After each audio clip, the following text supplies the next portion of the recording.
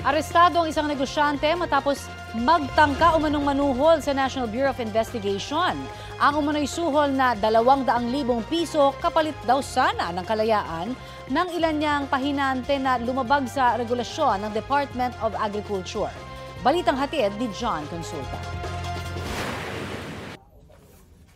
Makikita sa videong ito ang Executive Officer ng NBI Criminal Intelligence Division habang kinakausap ang isang manong negosyante na may pakay sa kanya.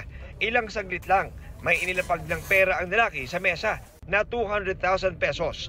Noon na siya hinawakan at dinakip ng mga ahente ng NBI. Na-arresto ka namin sa tangkang panuluhol sa NBI. Ha? May karapatan kang huwag magsalita o magsalita. Ano man sasabihin mo, ay maaaring gamitin laban sa'yo.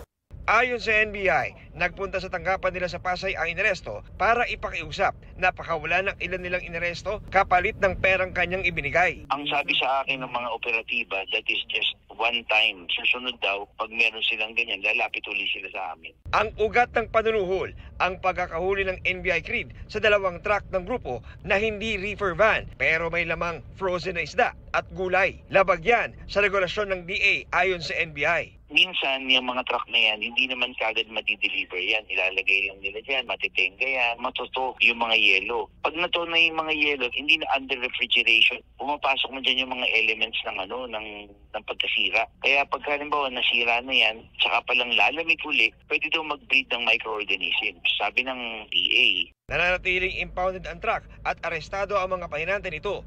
Naharap naman sa reklamong corruption ng public official ang nagtangkang pumadrino sa 5 inaresto. Sinusubukan pa ng GMA Integrated News na makuha ang panig ng mga suspect.